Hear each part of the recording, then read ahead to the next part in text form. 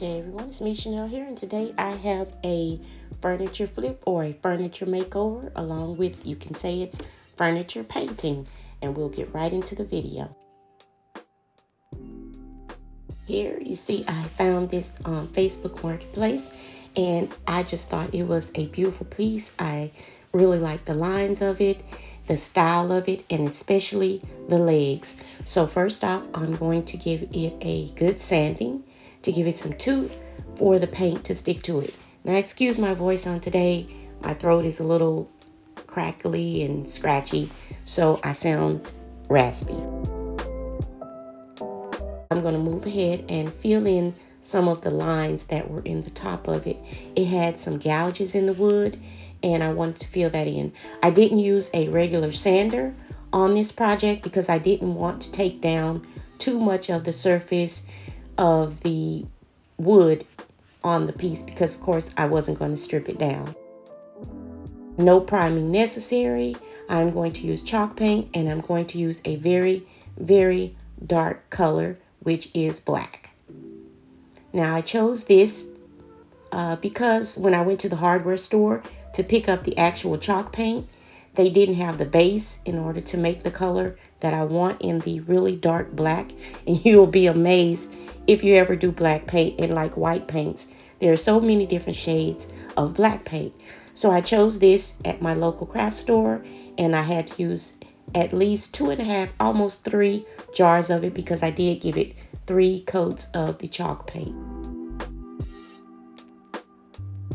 And then I'll just go in with all of the coats and paint the entire piece, as you will see.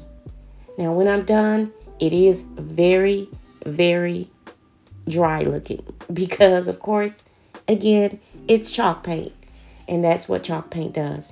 I'll go in at the end with a coat or 2 of a polyacrylic to seal it, and I did that in a satin finish because I didn't want a high gloss shine on the piece, which would have gave it a very more contemporary look or modern look. But once you see the piece completely covered in the paint and the sealer, you'll see why. It is an absolutely exquisite looking piece. And then I went in with the knobs. Once again, as well, I have had questions where people have asked me, do I ever use a sprayer? Yes, I do own a sprayer.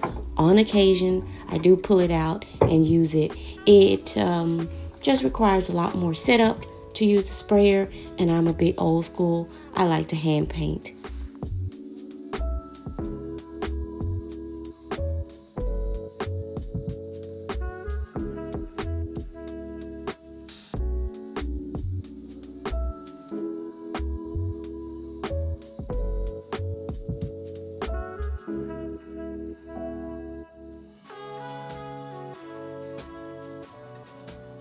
As you see me continuing to paint, you see that the paint does have excellent coverage and excellent adherence to its surface. That is a really good quality of chalk paint, and that's one thing I love about using it as well. And again, it's a dark wood piece, and I'm using a black paint, so no priming is necessary. Also with this piece, I wanted some of the reddish brown of the wood to come through the black paint as well. It gives it just a little bit more character with the piece, and it also feels much more intentional with it.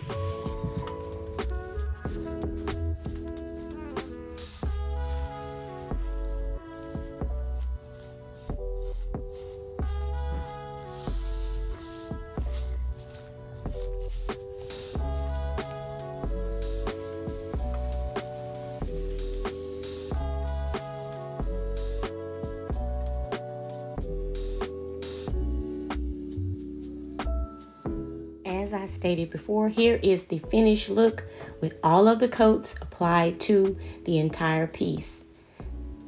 And as I said, it looks very, very dry. That is a quality or a characteristic of chalk paint. It is dry looking, and that's why you go in with a sealer. You can use a wax. You can also age it with different color waxes. and you can use a polyacrylic or a polyurethane. Here are the knobs that I'm going to use on the piece. They are made of a marble. They are wrapped, of course, in gold. And I use one for each one of the drawer pulls, or rather two, excuse me, on each of the drawer pulls. I thought these were a perfect match to update the look on this piece rather than using the original hardware that came on them. Again, I don't always like to switch out the hardware, but for this piece, I think it called for these and they fit it perfectly for the style. Now, the two biggest handles that went on the doors, I did not like those at all. And I wanted to find something that matched the look of the smaller knobs that I was adding to the piece. I could not find anything in my local craft store or at the hardware store. And then I thought quick, I was like, oh my gosh, I have these coasters. They're the same shape and they do have the gold gilding going around the outer edge, and they are a circle. So I proceeded with my glue and remove the little felt pads from the bottom. As you can see, I didn't want them to protrude too much out from the door of the drawer, so I didn't add an extra little piece, I don't know what you would call it, a little finial piece to make it stand out, or rather protrude from the door. I wanted it to sit not all the way flush, but close enough to the actual front of the door. So I just added a longer screw and added a little bit more glue so that it extended just a bit out from the door. And as you can see, it worked out perfectly. I went in with two different types of glue also for this piece. First the E6000 and then another one, I can't remember the name of it, but you have to mix it, and it has perfect hold quality for something like this because it was made of marble, again gilded with the gold. And with all of that being said, I'll go ahead and style it up for you before it finds its new home.